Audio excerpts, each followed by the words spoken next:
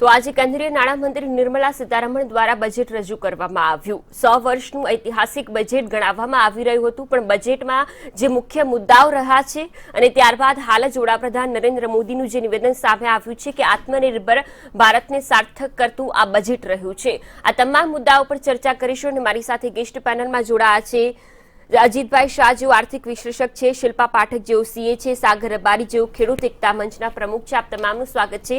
સૌપ્રથમ અજીતભાઈ આપની પાસે આવું છું। વડાપ્રધાન નરેન્દ્ર મોદીએ તો આ બજેટને આવકાર્યું છે અને તેમના તરફથી તો તેવું કહેવામાં આવ્યું છે કે આત્મનિર્ભર ભારતનું સૂત્ર આ બજેટની અંદર સાકાર થઈ રહ્યું છે। મજબૂત નીતિ સાથેનું આ બજેટ જે તમામ લોકો માટે એક આશારૂપ બજેટ સાબિત થઈ રહ્યું છે।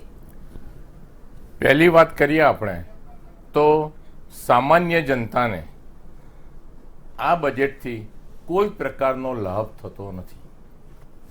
એટલા માટે કે દરેક જણાને આશા હતી, દરેક કરદાતાઓને આશા હતી કે બજેટના કરના માળખામાં ચોક્કસ ફેરફાર કરવામાં આવશે। ગઈ સાલ એમણે જે એવું અટપટું કર માળખું આપ્યું હતું એમાં પણ એવી ચોઈસ આપી હતી કે કરદાતા નક્કી કરે કે મારે કયું કર માળખું લેવું છે। એટલે એમણે જુદા જુદા પ્રકારના આપ્યા હતા કે 2.5 થી 5, 5 થી 7.5, 7.5 થી 10, 10 થી 12.5 ને 15। તો એની સામે પાછું એવું હતું કે તમને કલમ 80C ના ડિડક્શન્સ એટલે કે ઇન્સ્યોરન્સ, પીએફ, પીપીએફ એ બધું બાદ મળતું નથી। એટલે એમાં થાય એવું કે મારે બે રીતે ગણતરી કરવી પડે કે મારું ચાલુ જે મુક્તિ મર્યાદા છે તે પ્રમાણે કેટલો ટેક્સ ભરવાનો થાય ડિડક્શન બાદ કર્યા પછી અને નવા પ્રમાણે કેટલો થાય અને પછી હું નક્કી કરું કે મારે આ રીતે કરવું છે અને આ રીતે ભરવું છે। એટલે એ બી થોડું અટપટું હતું। આ વર્ષે પણ બધાને હતું કે હવે સિમ્પલ કરવામાં આવશે, પરંતુ સિમ્પલ કર્યું નથી એમણે। કારણ કે દરેક જણાને હતું કે આવકની મર્યાદા જે 2.5 લાખની છે અત્યારે 2.5 થી વધુ હોય તો કરપાત્ર બને છે તે વધારીને 5 લાખ કરવી જોઈએ। કારણ કે જ્યારથી 2014થી જ્યારથી ભાજપ સત્તા પર આવ્યું ત્યારથી તેમણે 2.5 લાખની 2.5 લાખ જ રાખી છે। આજે મને યાદ છે કે 2014ના ઇલેક્શનમાં અરુણ જેટલી સાહેબે પ્રચાર કરતા એમ કહ્યું હતું કે જો અમારી સરકાર સત્તામાં આવશે તો અમે 5 લાખની મુક્તિ મર્યાદા કરીશું। નસીબ જોગે અરુણ જેટલી જ નાણાપ્રધાન બન્યા, તેઓ 4-5 વર્ષ રહ્યા, પરંતુ એમાં કોઈ જ ફેરફાર થયો નથી। એ પછીના 3 વર્ષમાં પણ મુક્તિ મર્યાદા 2.5 લાખની જ રહી છે।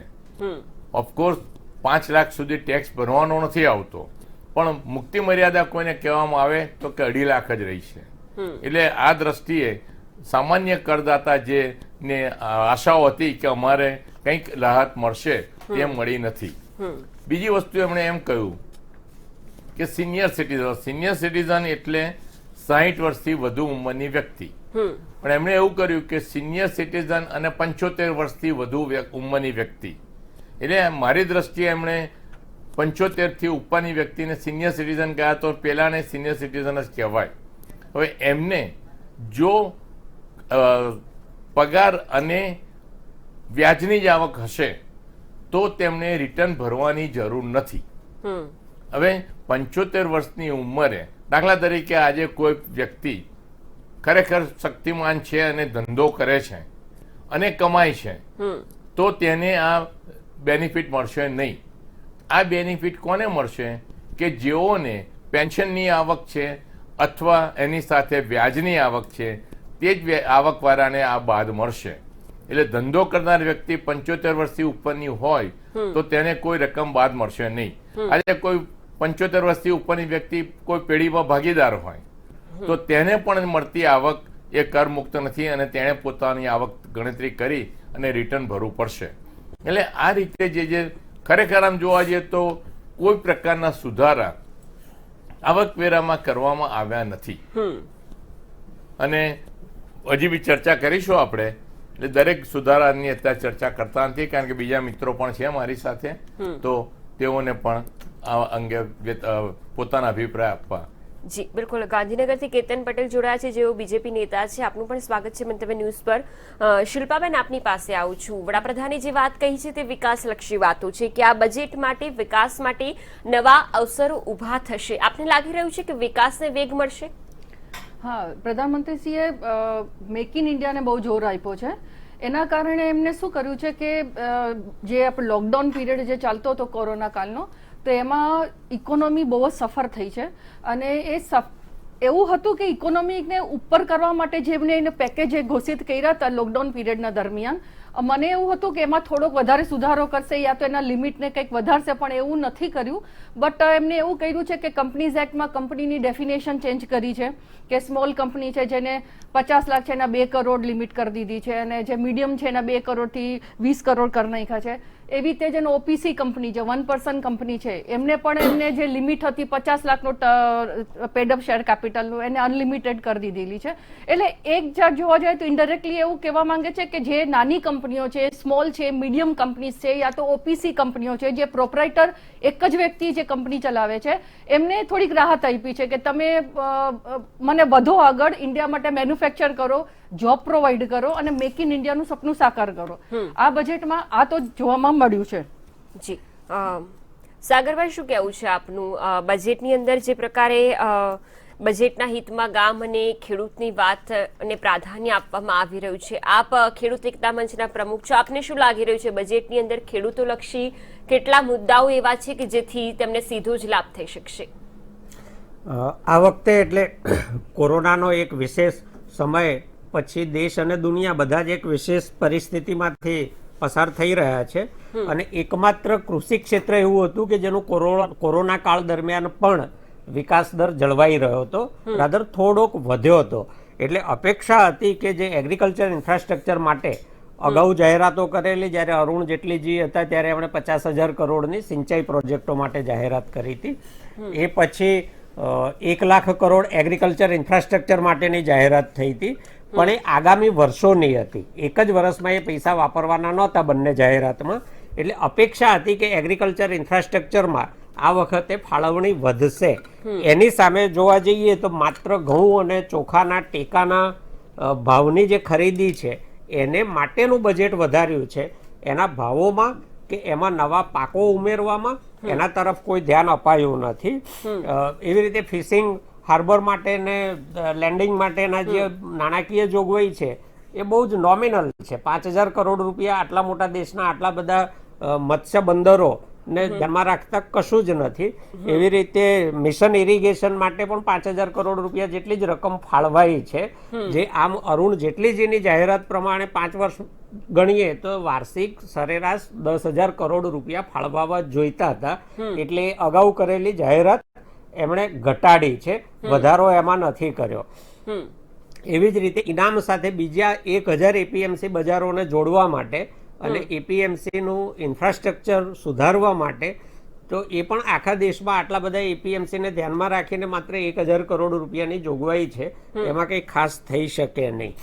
આ વખતે જે અપેક્ષાઓ હતી ખેડૂતોની, અને અત્યારે જે પ્રકારે ખેડૂતોમાં એક એગ્રીકલ્ચરલ ડિસ્ટ્રેસને કારણે જે જબરજસ્ત આંદોલન ઊભું થયું છે કોઈ નેતા વગર પણ, એને ધ્યાનમાં રાખતા એમ લાગતું હતું કે અત્યારે આ વિશેષ પરિસ્થિતિમાં એગ્રીકલ્ચર એકમાત્ર એવું સેક્ટર છે કે જે બેરોજગારીને ઘટાડી શકે એમ છે.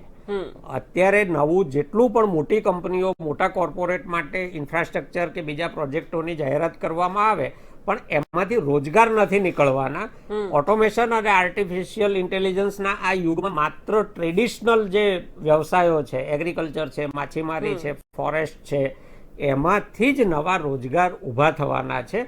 અને બેરોજગારીને ઘટાડવા માટે આ ક્ષેત્રોમાં વધારે બજેટ ફાળવાય એવી સૌની અપેક્ષા હતી, ના માત્ર ખેડૂતોની.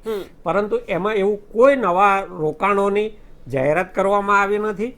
ગયા બજેટમાં એમણે 16 પોઈન્ટ જાહેર કર્યા હતા, કૃષિ રેલ, કૃષિ ઉડાન વગેરે વગેરે. પણ એના માટે પણ આ વખતે બજેટમાં શું ફાળવણી થઈ એની કોઈ ખાસ સ્પષ્ટતાઓ અત્યારે ઓવરઓલ બજેટમાં નથી દેખાતી. હજી વિગતે બજેટ જોઈએ ત્યારે એના પર વધારે કોમેન્ટ્સ આપી શકાય. જી બિલકુલ. કેતનભાઈ, શું કહેશો? કોરોના કાળ બાદ સૌ પ્રથમ આ બજેટ જ્યારે જાહેર થયું છે ત્યારે સામાન્ય રીતે તમામ લોકોની આશા અપેક્ષા જોડાયેલી હતી. આપને લાગી રહ્યું છે કે આ બજેટથી તમામ લોકોની આશા અપેક્ષા પૂરી થઈ છે?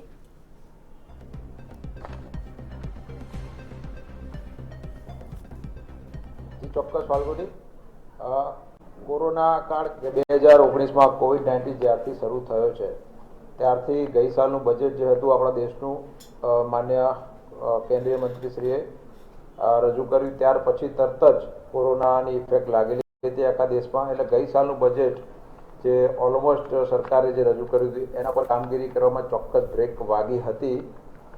આવનારા વર્ષે એટલે કે 2021માં હવે આપણે જોઈએ તો આ બજેટ જે રજૂ કર્યું છે કેન્દ્રીય મંત્રી નિર્મલા સીતારામનજીએ અને આખા દેશને દરેક સેક્ટરને એમાં આવરી લેવામાં આવ્યું છે. એમાં કૃષિ હોય, ઇન્ફ્રા હોય કે હેલ્થ હોય કે પછી નાનો યુવાનમાં નવ આત્મનિર્ભર પેકેજ અન્વયે યુવાનોને બી એનો લાભ પુષ્કળ પ્રમાણમાં મળવાનો છે. તો આ બજેટ જે છે આવનારા વર્ષમાં હું ચોક્કસપણે માનું છું કે તમામ વર્ગને સાથે લઈને તમામ વર્ગનો અને આખા દેશનો. બિલકુલ કેતનભાઈ, આપને અટકાવવા માંગીશ. આ તરફ નાણામંત્રી નિર્મલા સીતારમણ પત્રકાર પરિષદ સંબોધી રહ્યા છે, સીધા પહોંચીશું ત્યાં. If there are two important features of this budget, it is that we chose to spend big on infrastructure, which spans across roads, bridges, ports, power generation, and so on. And also to, as a second feature, attend to the need of the health sector.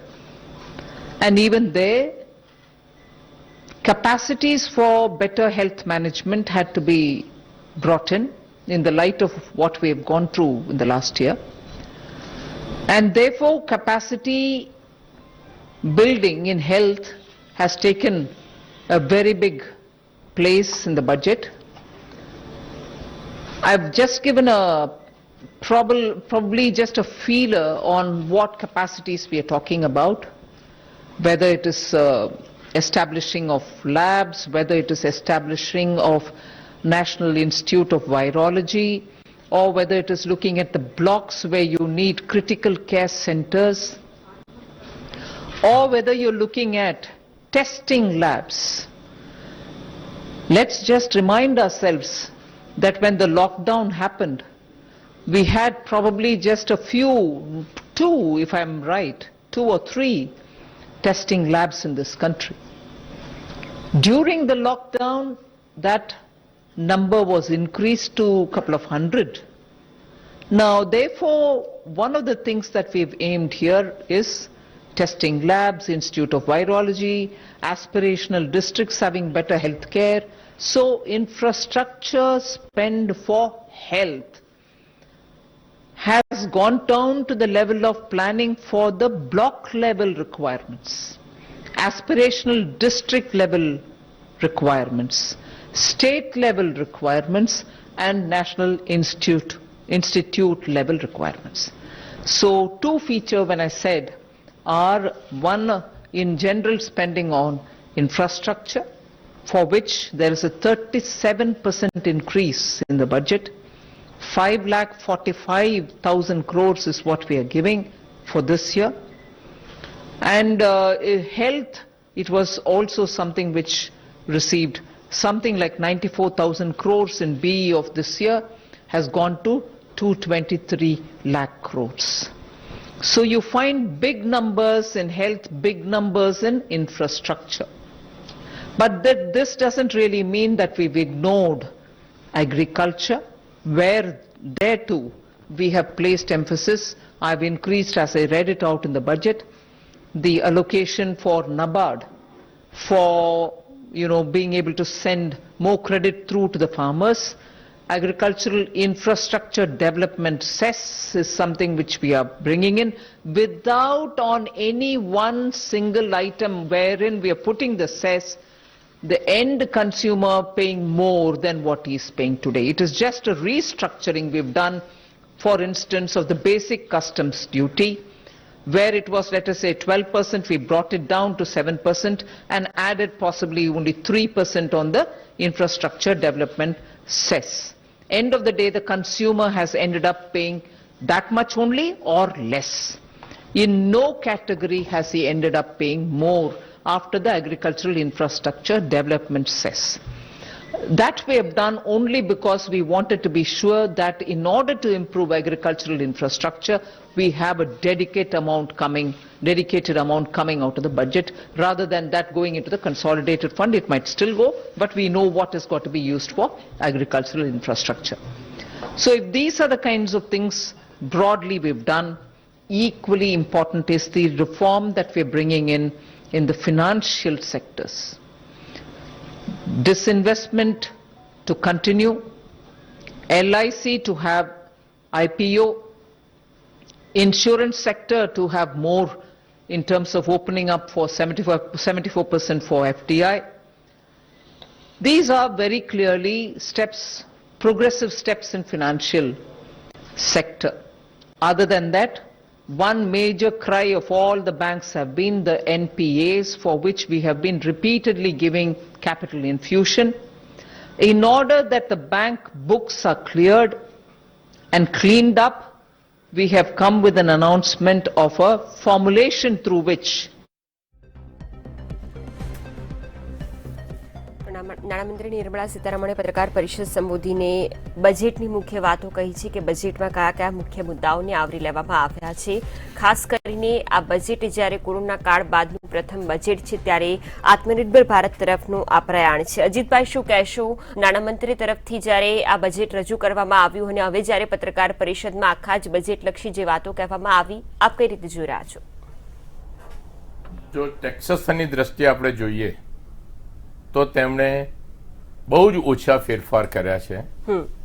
અગાઉ જણાવી ગયું કે રેટમાં કોઈ ફેરફાર કર્યા નથી, પરંતુ ત્યારબાદ જે ફેરફાર કરવામાં આવ્યા છે તે એની પર એક નજર નાખીએ તો એમણે અત્યારે જે રીઓપનિંગ ઓફ ધ કેસ, કે મારું અસેસમેન્ટ પતી ગયું હોય અને જો ડિપાર્ટમેન્ટને એવું લાગે કે આમાં કંઈક જોવાનું રહી ગયું છે તો એ સમય મર્યાદા 6 વર્ષની હતી તે ઓછી કરીને 3 વર્ષની કરી છે.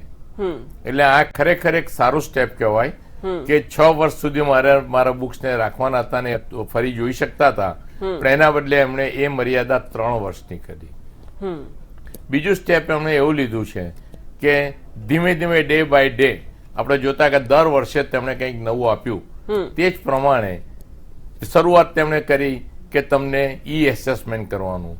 એટલે તમારે કોઈએ રૂબરૂ જવાનું નહીં, જે વિગતો તમારી પાસે માગે તે વિગત તમારે ઓનલાઈન સબમિટ કરવાની અને તમને તમારો ઓર્ડર મળશે. ત્યારબાદ ગઈ સાલે એમણે એવી પ્રપોઝલ આપી હતી કે હવે અપીલ પણ ઓનલાઈન કરવાની રહેશે. એટલે એ બી એક સારી વસ્તુ હતી કે કોઈને ક્યાંય જવાની જરૂર નહીં, વેઇટ થવાની જરૂર નહીં.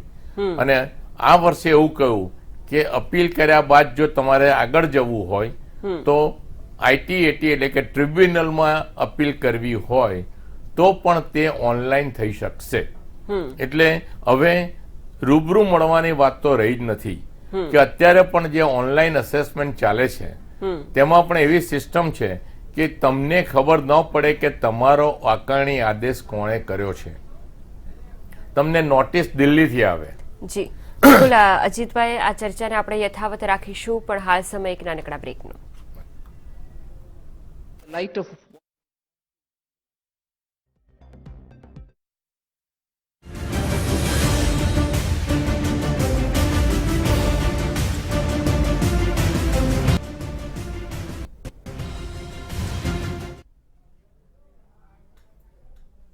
બ્રેક બાદ આપનું સ્વાગત છે. ચર્ચા બજેટલક્ષી કરી રહ્યા છીએ. શિલ્પાબેન, આપની પાસે આવું છું. બજેટને લઈને અનેક લોકોની આશા અપેક્ષા હતી, ખાસ કરીને ગૃહિણી મહિલા વર્ગ માટે આ બજેટમાં જે ફાળવણી કરવામાં આવી છે, સશક્તિકરણની વાતો કરવામાં આવી છે અને મહિલા નાઇટ શિફ્ટ પણ કરી શકશે. આ સિવાય કયા એવા મુખ્ય મુદ્દાઓ હતા જેને બજેટમાં આવરી લેવાની જરૂરિયાત હતી? જે હિસાબથી પેન્ડેમિક કોવિડ જે હમણાં કાળ ગયો ઇન્ડિયામાં નહીં આખા દુનિયામાં, તો મને એવું લાગે છે હેલ્થ સેક્ટરને પ્રોમોટ કરવાની જરૂરત હતી જે કરી છે એમને, જે બહુ મોસ્ટ એક્સપેક્ટેડ પણ હતી કે એ કરવું જોતું હતું. એક તો હેલ્થ સેક્ટર માટે એમને એવું કરેલું છે જેમાં પુરુષ મહિલા બધા જ આવી જાય છે. જે રીતે પહેલા કે ધનજન વીમા યોજના પ્રધાનમંત્રી કર્યું હતું કે હરેક વર્ગના નીચામાં નીચા વર્ગના લોકોને પણ વીમામાં આવરી લેવાનું, અને હવે નેક્સ્ટ સ્ટેપ લીધેલો છે કે LIC નો IPO આવવાની વાત કરી છે. પછી LIC માં જે FDI ની પર્સન્ટેજ છે એ 48 થી 78 કરી દેવામાં આવી છે. તો એના કારણે શું થાય છે કે અહીંયા શું થાય કે LIC માણસો વીમો લે છે અને વીમો લીધા પછી એ જ જે છે ને બહારના ગ્લોબલ માર્કેટમાં એ સેલ આઉટ થઈ જાય છે. એટલે અલ્ટિમેટલી જે પૂરું જે રિસ્ક ફેક્ટર છે એ એમ થઈ બહાર જાય છે. તો એને રોકવા માટે આ બહુ સારો સ્ટેપ છે કે FDI ને જેની મર્યાદા છે એ વધારી દેવામાં આવી છે. એના કારણે શું થશે કે નવી નવી સ્કીમો આવશે, અને પણ બહુ માનવું એવું છે કે એવી વીમાઓ, એવી યોજનાઓ આવે LIC કે બીજી જે પણ પ્રાઇવેટ વીમાવાળા આવે કે જેમાં હરેક વર્ગના લોકોને આવરી લેવામાં આવે, ન કે ખાલી middle class, lower middle class family લોકોને પણ બહુ જ જરૂરત છે. અને જેવી રીતે તમે કીધું કે કોરોનાનું હમણાં જે કાલ ચાલુ થયો છે, હોઈ શકે કે નવો વાયરસ પાછો આવે, તો એના માટે હેલ્થ સેક્ટરને બૂમ કરવો અને હોસ્પિટાલિટીને બૂમ કરવો બહુ જ અગત્યનો હતો, જેનો ઇનડાયરેક્ટલી ફાયદો હરેક વર્ગના લોકોને મળશે. મારું એવું માનવું છે. અને ડિજિટલાઇઝેશનને જોર દેવામાં જ આવેલો છે કે હરેક ચીજને ડિજિટલાઇઝ કરવાનું છે.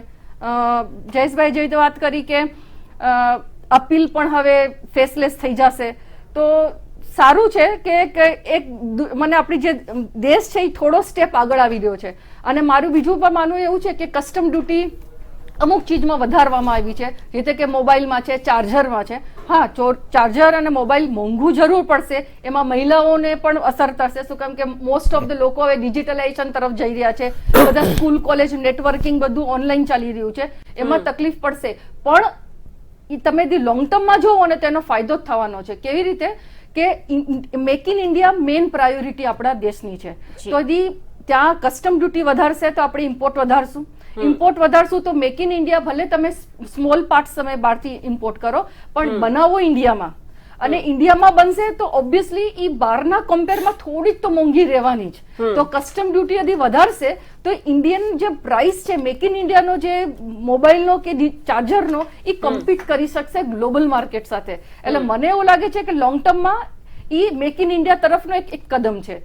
સેમ કસ્ટમ ડ્યુટી ટેક્સટાઇલમાં વધારવામાં આવી, ટેક્સટાઇલમાં તો સબસિડી દેવામાં આવી છે, પણ અમુક ચીજોમાં કસ્ટમ ડ્યુટી વધારવામાં આવી છે. એ પણ એટલે જ ધ્યાનમાં રાખીને વધારવામાં આવી છે કે એનું ઉત્પાદન ઇન્ડિયામાં વધારે થાય, જે કે મેક ઇન ઇન્ડિયાને જોર આપી શકે. જી બિલકુલ, મેક ઇન ઇન્ડિયાને તો વારંવાર જોર આપવાની વાતો કહેવામાં આવી જ છે. સાગરભાઈ, આપ શું કહેશો?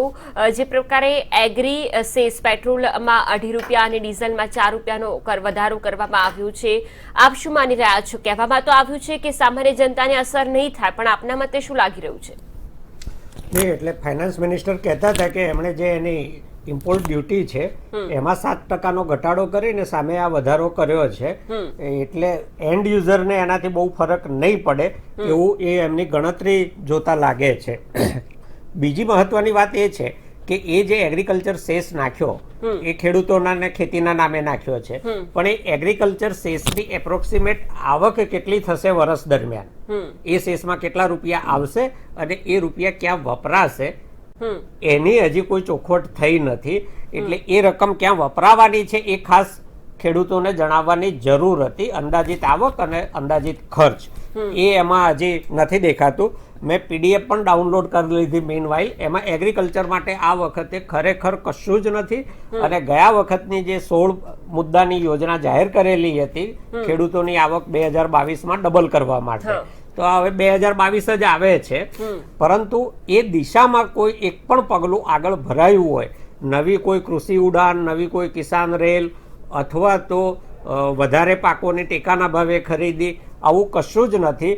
માત્ર આ જે વધારાની રકમ જાહેર કરવામાં આવી છે એ ફુગાવાના દરની સાથે સરખાવો તો દરેક ક્ષેત્રમાં પાછલા બજેટ કરતા કંઈક થોડી રકમ તો વધારીને જ આપવામાં આવે, કારણ કે એમાં ફુગાવો એ પ્રમાણે વધેલો જ હોય છે. એટલે વાસ્તવિક રીતે બજેટમાં ખેડૂતો માટે કોઈ વધારાની ફાળવણી જોગવાઈ કરવામાં આવી હોય એવું કશું જ નથી.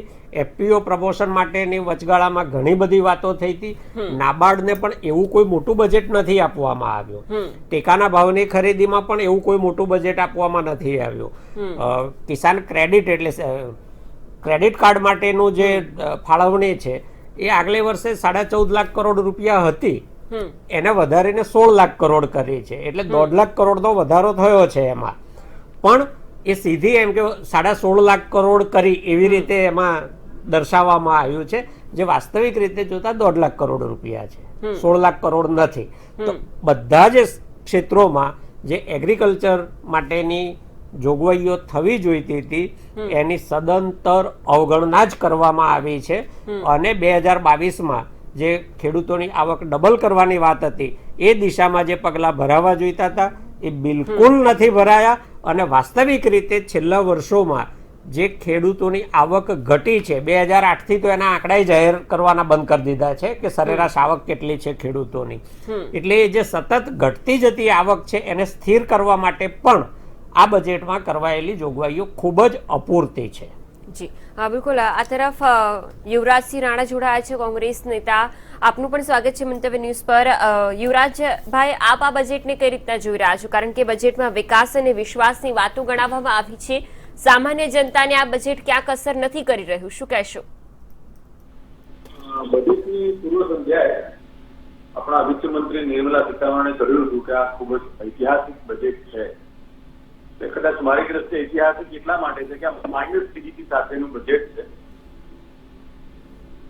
આની અંદર જે બજેટ હોય તો આપણે એમાં ટેક્સ કે એના સ્લેબ એમાં કઈ છૂટછાટની વાત હોય એવું કઈ છે નહીં. માટે કઈ લાભની વાત એવું પણ કઈ છે નહીં. આમાં કદાચ જો છે તો માત્ર ને માત્ર સરકારી સંપત્તિ વેચો બજેટ આને કદાચ કહી શકાય. એમાં LIC હોય કે IPCL, BPCL અથવા એ બધું જે કઈ સરકારી સંપત્તિઓ છે એને વેચવાની વાત છે. અને આવનારા સમયમાં 1.75 લાખ કરોડનું ડિસઇન્વેસ્ટમેન્ટ કરવાની વાત છે. એટલે કે એટલી સરકારી સંપત્તિઓ વેચીને ભેગું કરવાની વાત છે. શું ક્યાંથી કરશે એની એને વાત કરી છે. વીમા ક્ષેત્રમાં જે LIC નો IPO લાવવાની વાત છે એવી રીતે વીમા ક્ષેત્રમાં પણ FDI 74% સુધી કરવાની વાત કરી છે. આ બધી વાતોમાં દેશના આમ આદમીના પાસે શું આવે, એને લાભ થાય, એને ફાયદો થાય. આજે કોરોનાનું જે વર્ષ આપણે ગયું એમાં સૌથી નીચેનો વર્ગ, મધ્યમ વર્ગ અને એની વચ્ચેનો વર્ગ ખૂબ આર્થિક રીતે ભીસમાં આવ્યો છે. તો આ બજેટમાં એના માટે શું, એના માટે મસ્ત મોટું મીંડું છે, એના માટે કઈ છે નહીં. રોજગારી માટે શું, તો કઈ નહીં.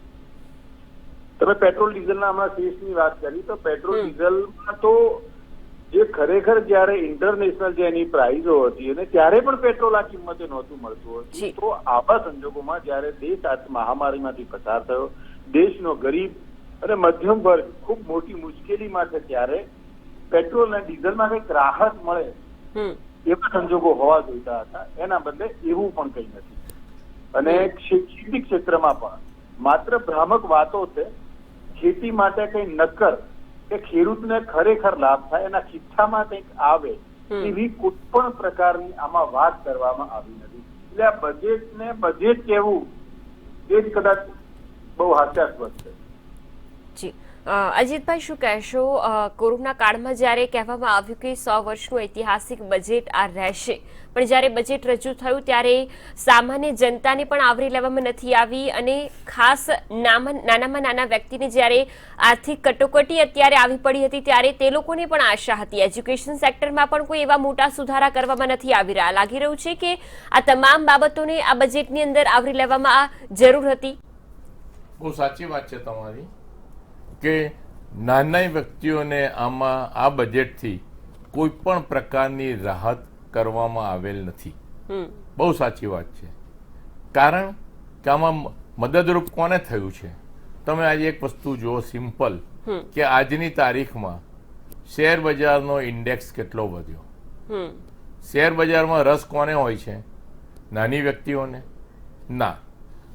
તો આ ઇન્ડેક્સ વધવાનું કારણ શું? બીજી વસ્તુ કે બેંકોનો શેરનો ભાવ ઘણો વધ્યો કારણ કે 20,000 કરોડ રૂપિયાની લોન બેંકને મદદમાં કરવામાં આવશે. એટલે આ રીતે જોવા જઈએ તો આ જે કંઈ પણ ફાયદો થયો છે તે ફાયદો મોટા લોકોને થયેલો છે.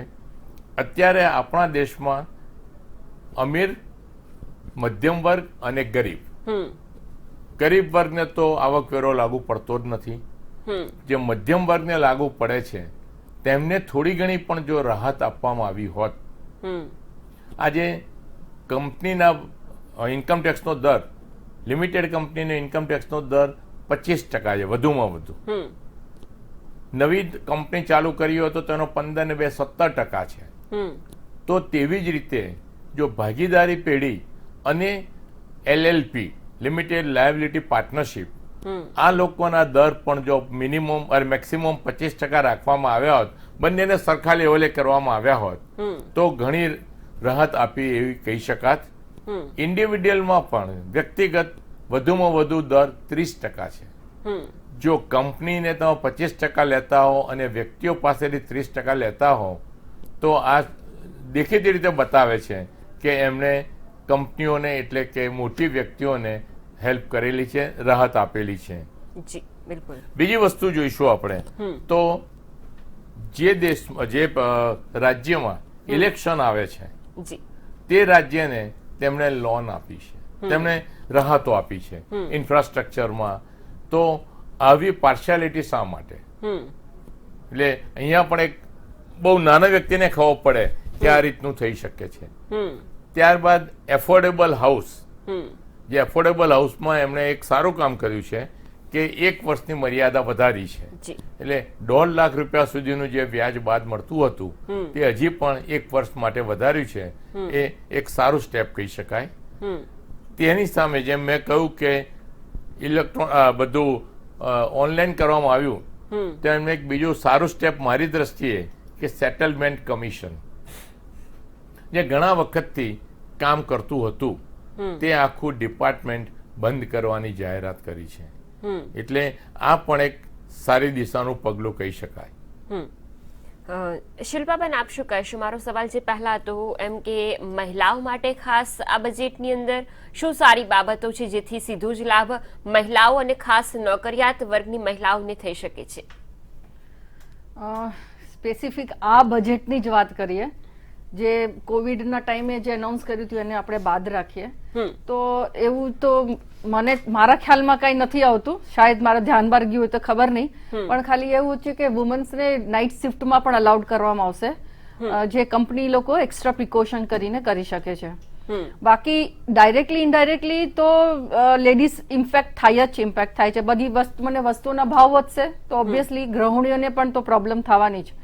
પ્રોબ્લેમ એ છે કે રોજગાર જે હિસાબે થવા જોતા હતા, શું કામ કે કોવિડના કારણે ઘણા લોકોની પાસે જોબ નથી, બધા જોબલેસ છે. અને જેના પાસે જોબ છે એ લોકોને મેં તો એવું સાંભળ્યું હતું કે ઘણા સેલરી કટ પણ ઘણી કરવામાં આવેલી, શું કામ કે કંપની પણ એની પણ હાલત નથી સારી. તો એના માટે કોઈ સ્પેસિફિક કંઈ કરવાનું આવ્યું.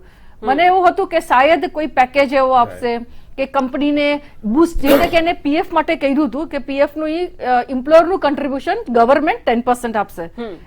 એ કરે છે, પણ ઠીક છે, એ એક વન ઓફ ધ પાર્ટ છે. પણ જે ઘર ચલાવવા માટે જે પૈસા જોઈએ, જે ડે ટુ ડે મહિના માટે સેલરી જોઈએ, એને વધારવા માટે કશો કોઈ કદમ નથી. યદી કંપનીને એ પ્રમાણે કઈ ફાયદો કર્યો હોત કે તમે લોકોને તમે આટલી સેલરી આપો છો, તમે આટલું પર્સન્ટેજ અમે કન્ટ્રીબ્યુટ કરશું યા કઈક રાહત આપશું, તો મને એવું લાગે છે કે મધ્યમ વર્ગ અને જે સેલરાઈડ ક્લાસ છે એને ઘણો ફાયદો મળ્યો. અને જે હાયર પેડ સેલરાઈડ છે, તમે કહો ને ઈમાનદારમાં ઈમાનદાર ટેક્સ પેયર કોણ છે આપણા દેશમાં, તો સેલરાઈડ જ છે. શું કામ? અને એ પણ હાયર પેડ સેલરાઈડ છે. શું કામ કે એ તો જેટલું પણ માની લો કે એમને 100 રૂપિયાનું ઇન્ક્રીમેન્ટ આવ્યું, તેને 100 રૂપિયા માટે ખુશ થવાનું જ નથી, એને 70 રૂપિયા માટે જ ખુશ થવાનું છે કે 30 રૂપિયા તો આપણે ગવર્મેન્ટને દઈ જ દેવાના છે. ભલે મજૂરી આપણે કરીએ, દિવસ રાત કામ આપણે કરીએ, પણ 30 રૂપિયા આપણા 100 રૂપિયા વૈધામાંથી ગવર્મેન્ટને આપી દેવાનું. તો એ દિશામાં ગવર્મેન્ટ દર વખતે કહે છે કે સેલરાઈડ લોકોને અમે સલામ કરીએ છીએ, એમને સર્ટિફિકેટ આપે છે ઓનેસ્ટીનું. પણ સર્ટિફિકેટનું શું?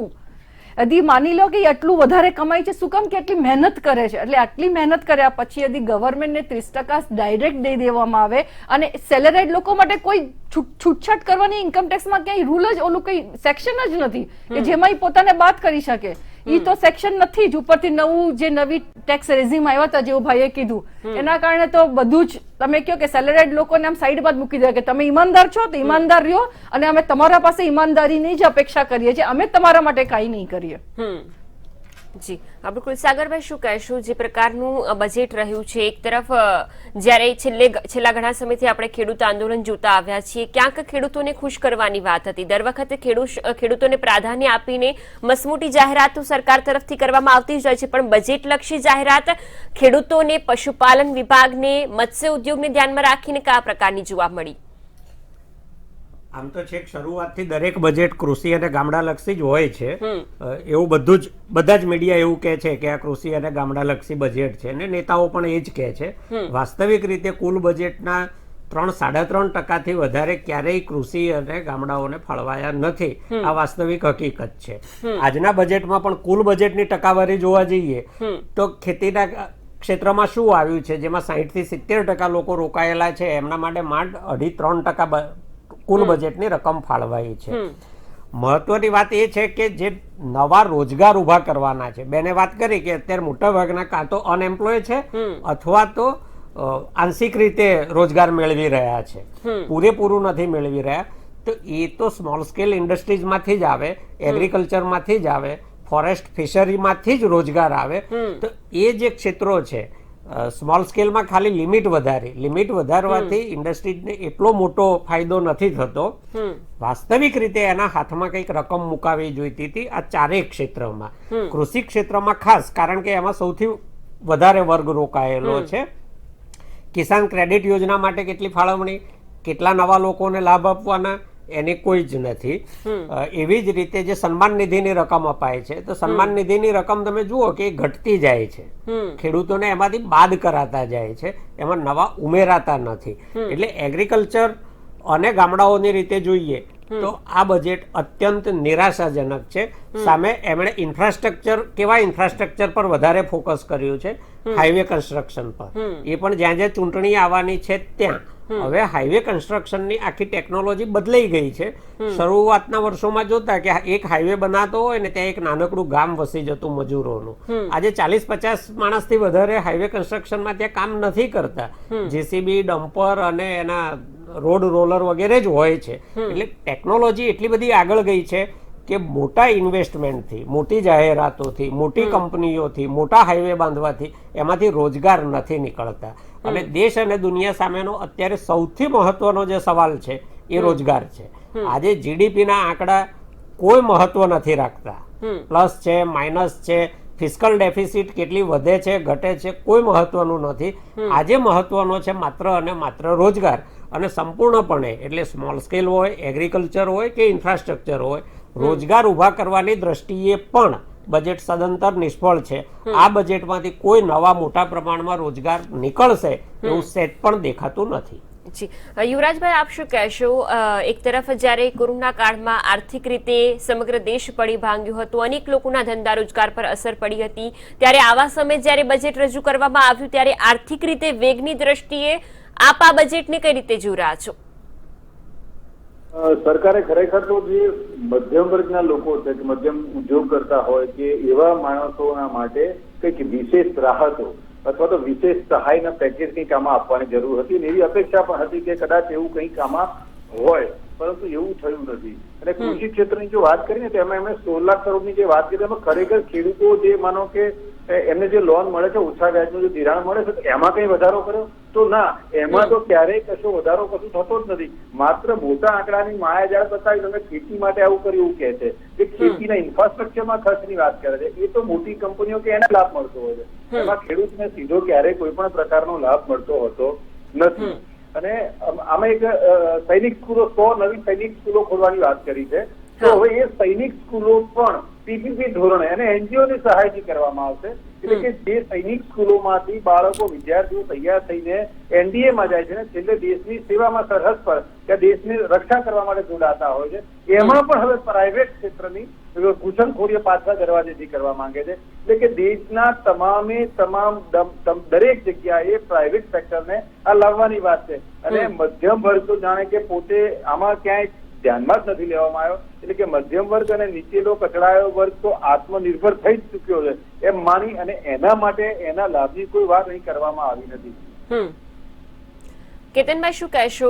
મધ્યમ વર્ગ અને નાના વર્ગને કોઈ જ ફાયદો આ બજેટથી જોવા નથી મળી રહ્યો. આપની દ્રષ્ટિએ લાગી રહ્યું છે કે આ બજેટ સામાન્ય જનતાને અસર નહીં કરે?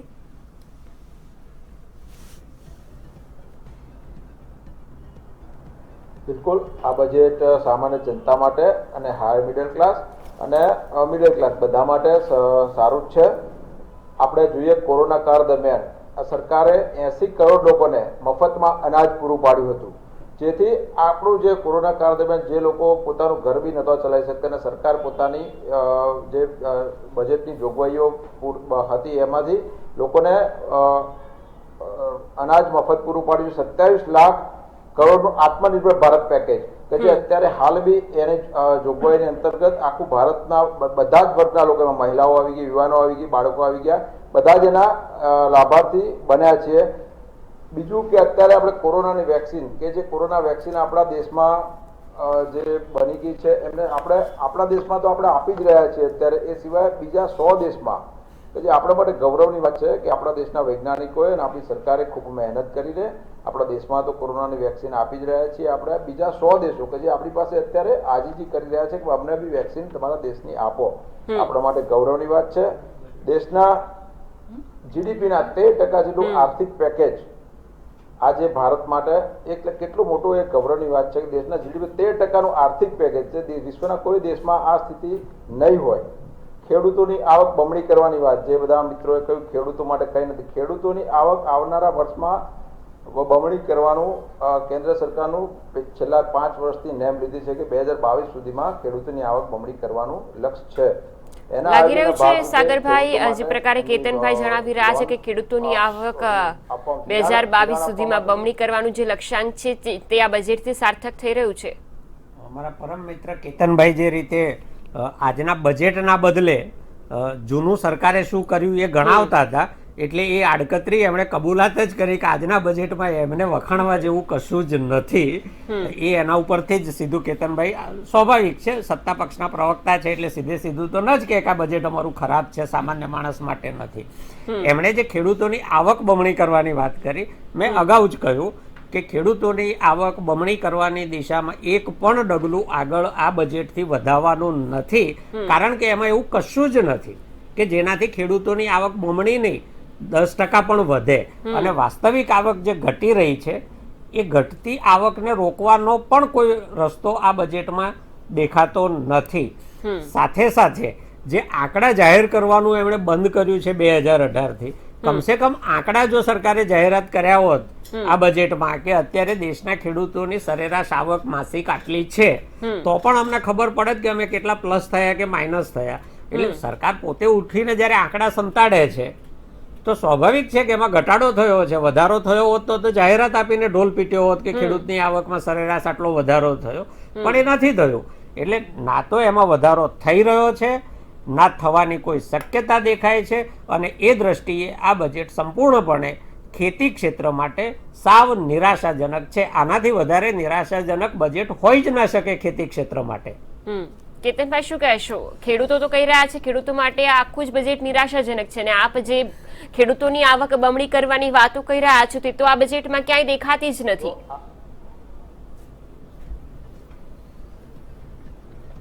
જો ફાલ્ગુની, હું એ જ કહું છું કે આ બજેટના આધારે જ અમે એવું નથી કહેતા કે ખેડૂતોની આવક બમણી થઈ જવાની છે.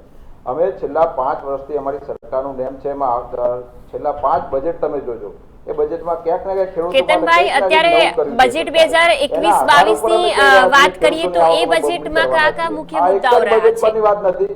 આ બજેટ પણ એટલું જ ખેડૂતો માટે અગત્યનું છે. આ બજેટ પણ એટલું હજુ તો એના ઉપર એનાથી ચાલી રહ્યું છે, અભ્યાસ પૂરો કરશું. આ બજેટ પણ એટલું જ અગત્યનું ખેડૂતો માટે છે. 16,000. કેતનભાઈ, ઠીક છે, ખેડૂતો માટે આપ કહી રહ્યા છો કે અગત્યની ઘણી બધી વાતો છે, તો ખેડૂતો માટે કયા અગત્યના મુદ્દાઓ છે તેના પર આપણે ભાર મૂકીએ. આપ જણાવશો કે ખેડૂતો માટે આ બજેટની અંદર કયા મુખ્ય મુદ્દાઓ રહ્યા છે?